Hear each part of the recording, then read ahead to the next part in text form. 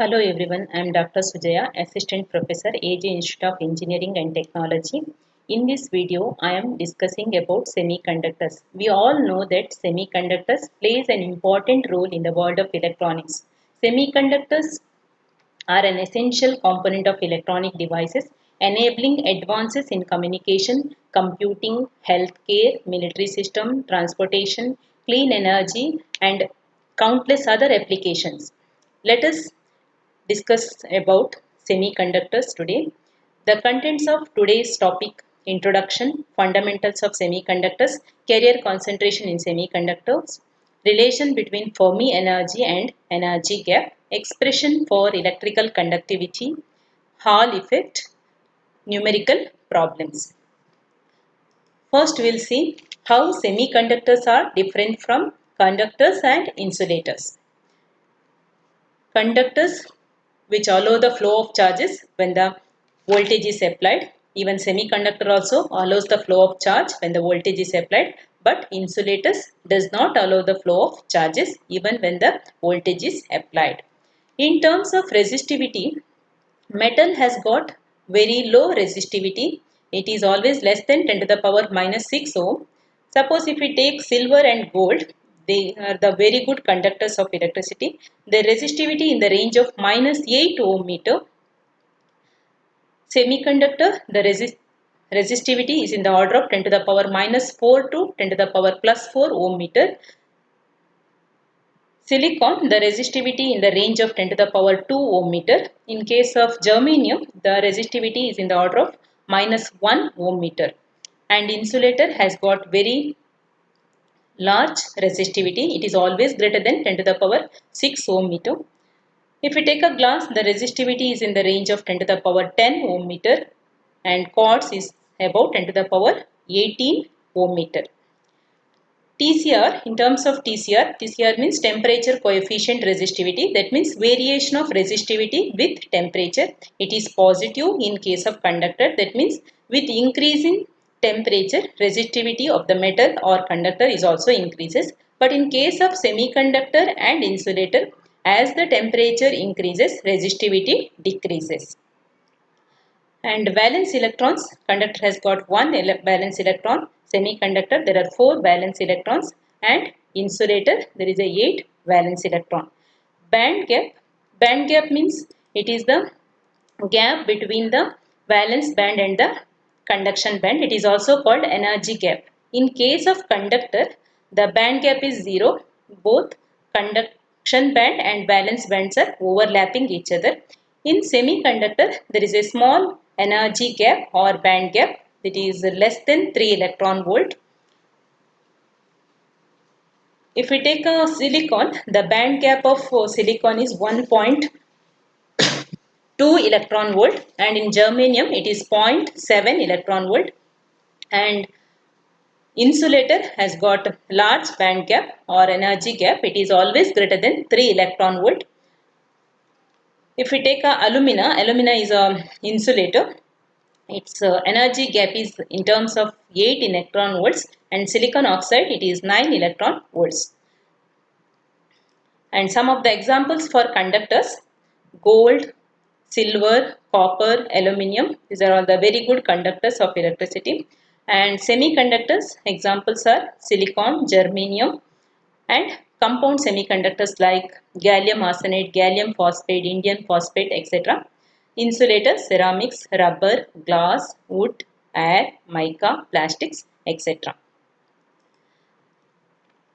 Let us discuss about the fundamentals of semiconductors.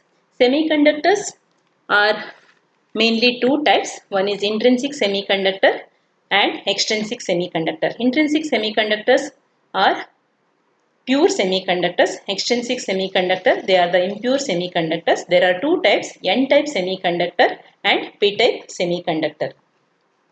Let us first discuss about intrinsic semiconductor. Silicon and germanium are intrinsic semiconductor.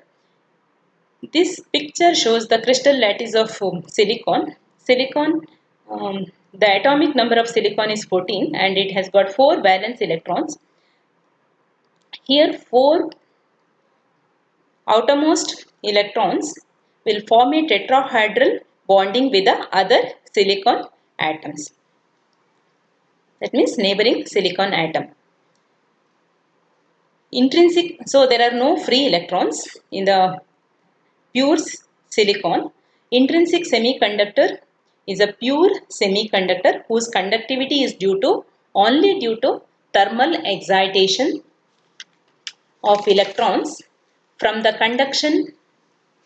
from the valence band to the conduction band, and it creates holes in the valence band. It means this effect is temperature dependent, that means movement or transition of electrons from the valence band to the conduction band, it is purely temperature dependent, and it produces equal number of holes and electrons.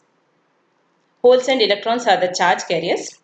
The electrons and holes are called intrinsic charge carriers, and the resulting conductivity is known as intrinsic conductivity. That is about the intrinsic semiconductors. Extrinsic semiconductors, there are two types. So these extrinsic semiconductors are obtained by adding impurity, that is suitable impurity, to the intrinsic semiconductor. We will get, by the suitable impurity, we will get n-type semiconductor and p-type semiconductor. The process of adding controlled quantities of impurities to the semiconductor is called doping. So doping increases the conductivity of semiconductor. Let us first discuss about n-type semiconductor. In silicon crystal, which are doped with fifth group elements such as phosphorus, arsenic, antimony. In the diagram, phosphorus is substituted for silicon atom. This is a silicon lattice in which phosphorus is substituted.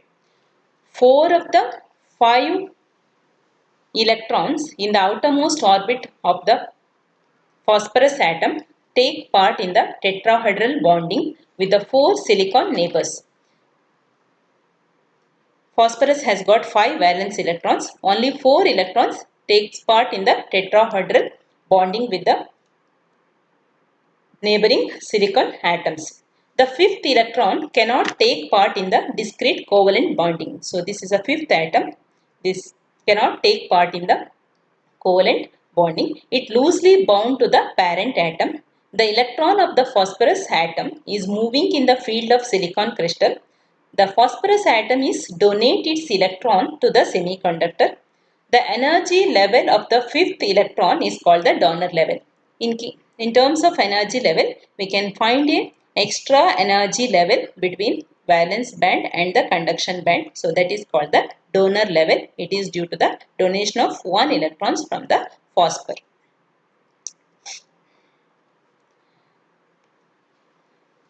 The elements which are right to the 4th column in the periodic table always donate negative charges to the semiconductors when doped with the 5th group elements. They are called n-type semiconductors. So in case of n-type semiconductors, the Fermi level lies above the donor level, or we can say donor level lies below the Fermi level. As we increase the concentration of dopants, this Fermi level broadens and it will push the Fermi level to the conduction band. Now we will consider the alternative process of doping of silicon with crystal with the 3rd column elements such as aluminium, gallium or indium. Let us take indium. It has 3 valence electrons in the outer orbit. While substituting silicon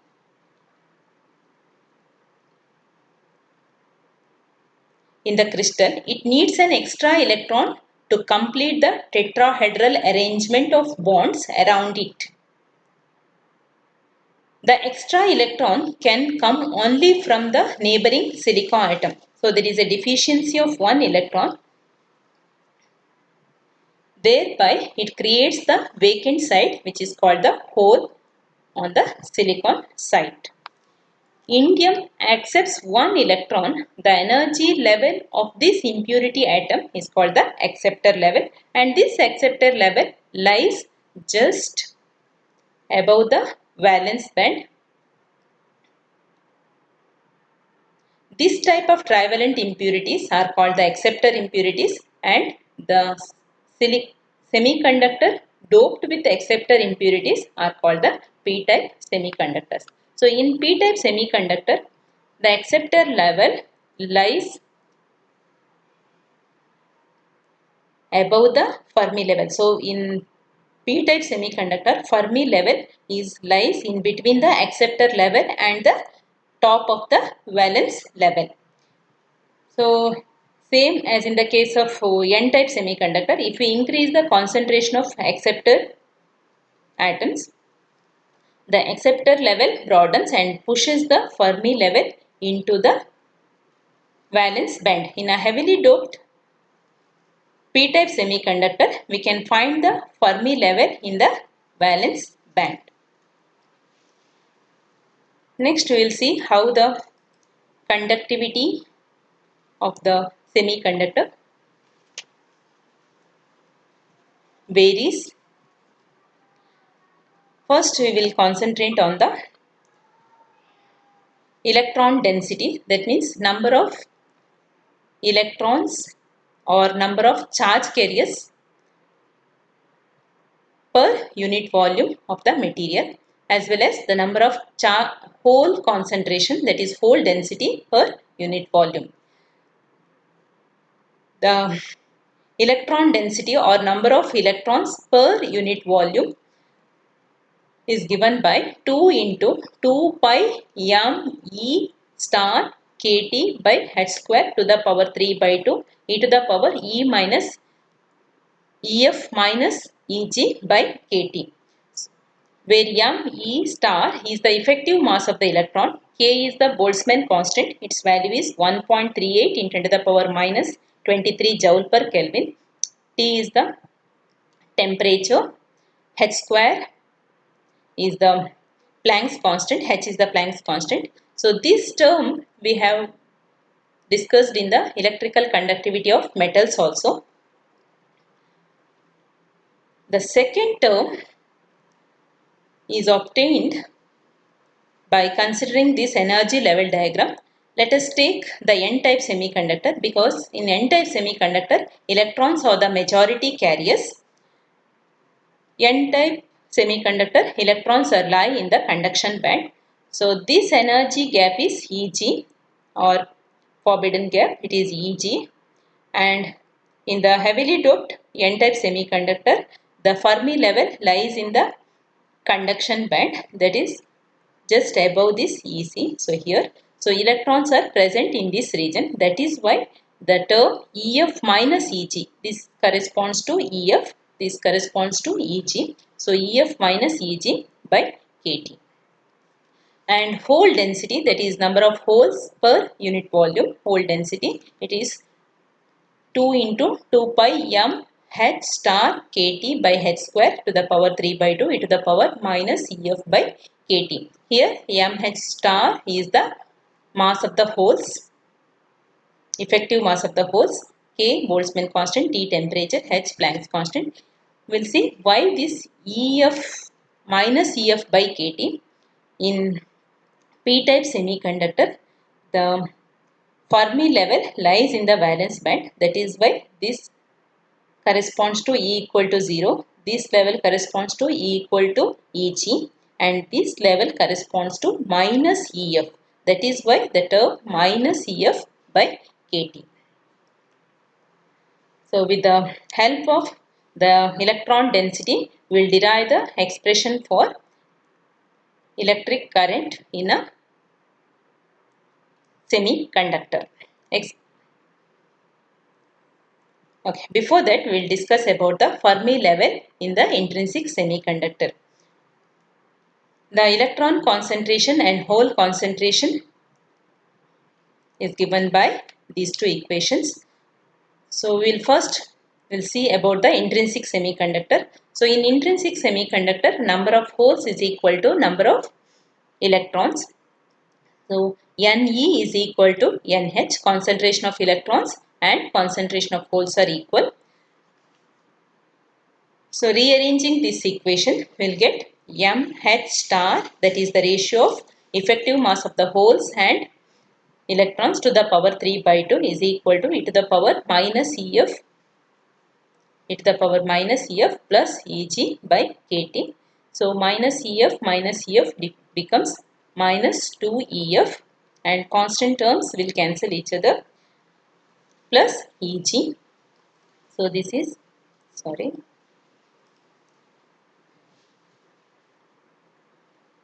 minus Ef. So we'll get the finally the expression for Ef, that is Fermi energy, as Eg by 2 minus 3 by 4 kT, since there is a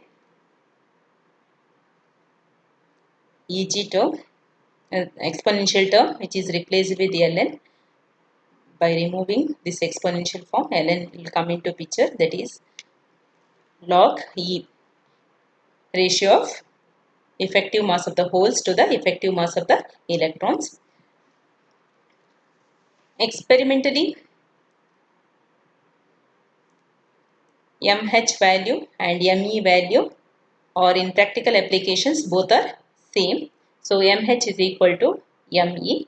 So this term becomes equal to 1. So Ln of 1 equal to 0. So Fermi energy Ef is equal to Eg by 2. That means the Fermi level lies exactly in the middle of the valence band and conduction band in intrinsic semiconductors. Okay.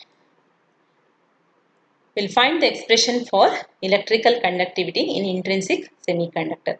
We'll consider a semiconductor material of length L, of area of cross section A, and we'll apply the electric field E. The current I is flowing in the semiconducting material. Let Ne and Nh, we'll take it as a number of electrons and number of holes, and Ve and Vh is the drift velocity acquired by the application of electric field. Ve represents the drift velocity of electrons and Vh represents the drift velocity of holes. So total current in the semiconductor is current due to the movement of electrons and current due to the movement of holes. So IE represents the current due to the electrons and IH represents the current due to the movement of holes. So current I is depends on number of electrons, charge of the electron, area of cross section of the electron, and the drift velocity.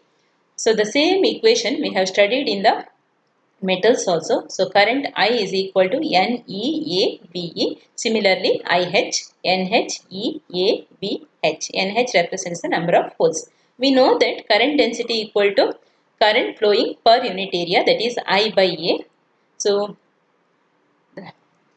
total current density J is equal to J subscript E represents the current density for electrons and this is for holes. So the equation for J is I by A. So divide by A will cancel. So it is NeA, NeVe plus NheVh. We know the drift velocity is in mu into E. Mu is the mobility. It is the ratio of drift velocity per applied field. So replacing drift velocity in terms of mobility and electric field, the expression becomes Ve is mu E and Vh is mu H E. So the equation 4 becomes J equal to N E mu E NH E mu H E. So E is a common term and charge is also a common term. I'll take the common term, capital letter E, electric field, and the charge E outside. So it is equal to J is equal to N E mu E plus NH mu H. We know that from the Ohm's law, J is equal to sigma E. So conductivity sigma equal to J by E. So the equation 5 becomes E will cancel. So E into N E mu E plus NH mu H. In intrinsic semiconductor, concentration of electrons is equal to concentration of holes. So Ne equal to NH. We'll take it as intrinsic concentration Ni. So the conductivity is sigma I intrinsic semiconductor J by E Ni E mu E plus mu H. Mu E is the mobility of electrons, mu H is the mobility of holes. So this is the expression for electrical conductivity in intrinsic semiconductor. The next important phenomenon that is observed from the semiconductor, that is a Hall effect.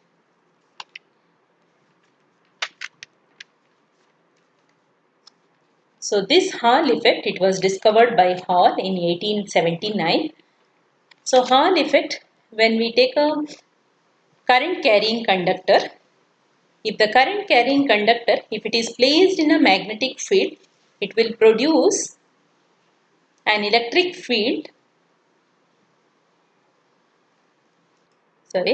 When a current carrying conductor is placed in a magnetic field, an electric field is produced inside the conductor in a direction normal to both current and the magnetic field. So this is called the Hall effect, and the corresponding voltage, generated voltage, is called the Hall voltage. We will derive the expression for the Hall voltage.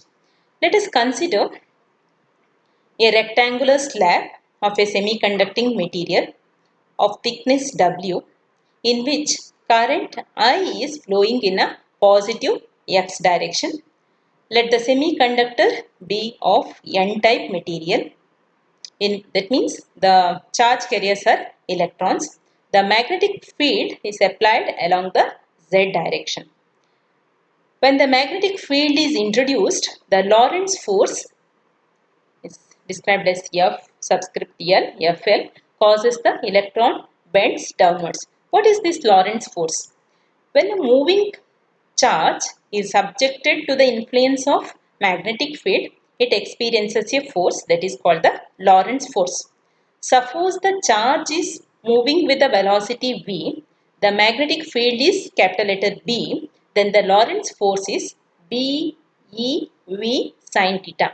That means theta is the angle between the direction of B and B. So B, B are right angles to each other. So theta is 90 degree. So the Lorentz force Fl is equal to minus B E V. V is the velocity of the electrons. Now we will apply the Fleming's left hand rule. In the Fleming's left hand rule, the forefinger represents the field and middle finger represents the current, and the produced field is in the thumb direction. Applying this Fleming's left hand rule, we see that the force is exerted on the electrons in the negative y direction, this direction. The electrons are therefore deflected downwards. As a result, the density of the electron increases in the lower end of the material, due to which bottom end becomes negatively charged. Because of the applied magnetic field, the electrons will deflect downwards from the Lorentz force. So there is an accumulation of electrons and the bottom surface. When the electrons leaves, the positive charges will be created here. So positive charges will be created on the top surface and negative charges will be created at the bottom surface. On the other hand, the loss of electrons from the upper surface causes the top edge become positively charged, and because of the positive and negative charges, a potential is developed that is called the Hall voltage, which appears between the upper and lower surface of the semiconductor. So here, upper and lower surface, the Hall voltage VH is developed because of the Hall effect.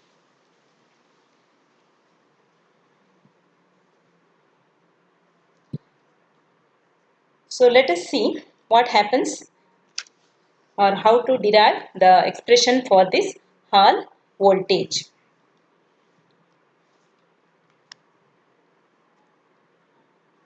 The field now EH is exerts, that is because of the voltage, developed voltage VH, a field EH is produced which exerts upward force FH on the electrons. So this upward force FH is equal to minus EH. The Lorentz force which is downwards and the field produced because of the accumulation of charges on the upper and lower surface will exert upward force which is minus EH. So in the steady state, so both the forces are equal, that is upward force FH and the downwards force FL, Lorentz force, both are equal. So FH is equal to E into EH and FL, Lorentz force, EVB. B is the magnetic induction. So EEH, from this equation, EEH is equal to V into B. V is the velocity.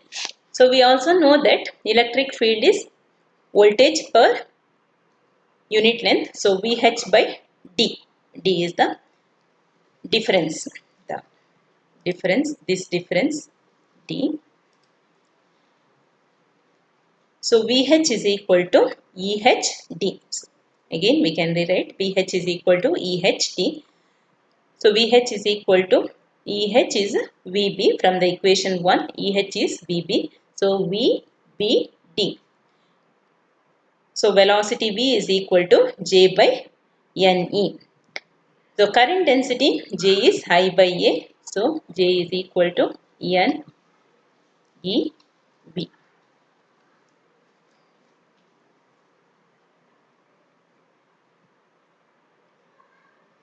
Substituting the equation 3, that is velocity is equal to J by NE, in equation 1, that is EH equal to VB. So equation 1 becomes EH is equal to V is J by NE into B. EH is J by NE into B. So we'll simplify this. We'll take this as 1 by NE into JB. So 1 by NE is, we'll take it as RH, which is the Hall coefficient. So it is also written as 1 by NE is equal to 1 by rho, where rho is equal to NE. The negative sign is used in case the electric field is developed in the negative y direction. So Hall coefficient becomes minus 1 by NE in case of negative y direction. So it is again equal to RH by JB. Continuing with this, let W be the thickness of the material, the semiconducting material we have taken in the Z direction, and D is the distance between the upper and lower surface of the slab. The area of cross section normal to the current direction is WD. The current density J is equal to I by A, which is equal to I by omega D. So J is equal to NEV or I by omega D. This is from the previous equation, J equal to NEV, which is equal to I by omega D. So NEV is equal to I by omega D. Omega is here thickness.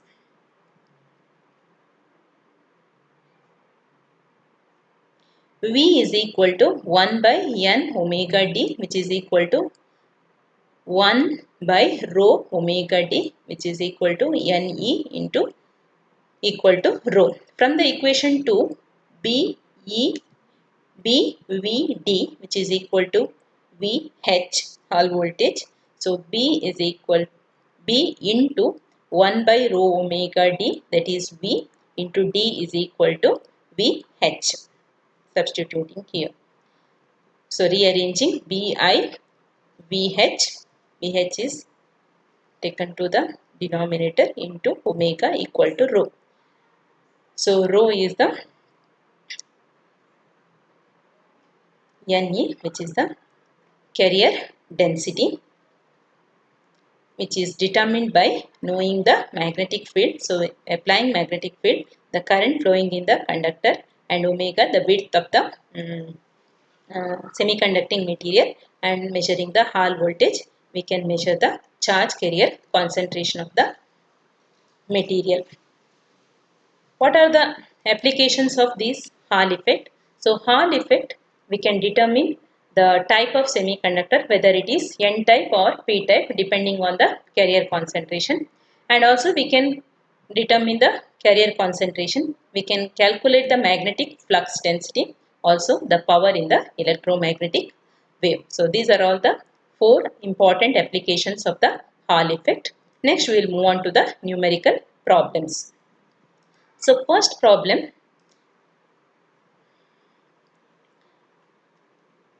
we'll take intrinsic gallium arsenide. So for an intrinsic gallium arsenide, the room temperature electrical conductivity is 10 to the power minus 6 ohm meter.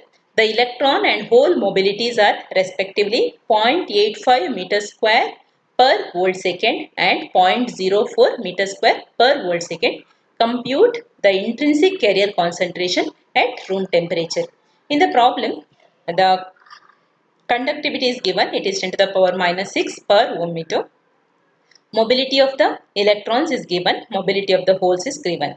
So we have the equation for electrical conductivity, sigma I is equal to ENI into mu E plus mu H. So we want Ni, not carrier concentration, intrinsic carrier concentration. So rearranging the expression for intrinsic carrier concentration. So Ni is equal to sigma I divided by E into mu E plus mu H.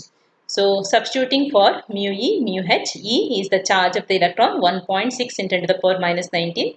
Sigma, it is given, it is 10 to the power minus 6. Substituting, we will get intrinsic carrier concentration as 7 into 10 to the power 12 per meter cube.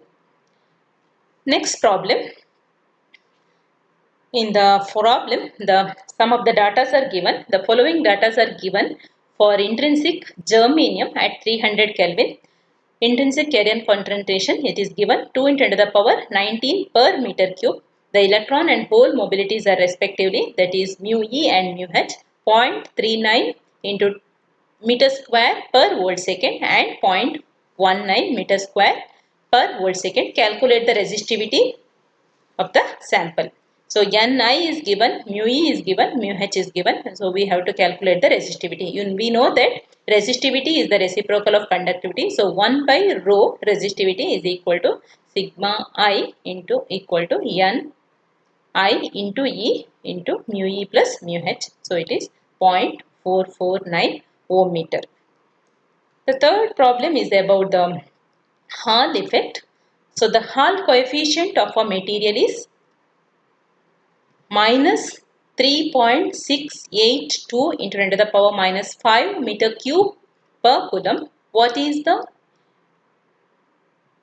type of charge carriers? Also calculate the carrier concentration. So Hall coefficient, it is minus 3.682 into 10 to the power minus 5 meter cube per coulomb.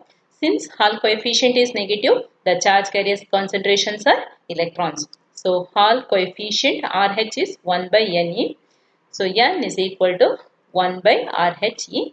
So substituting for RH as 3.682 into the power minus 5 and into E 1.6 into the power minus 19, will get N as 1.7 into the power 23 per meter cube. So this is about the semiconductors. Thank you.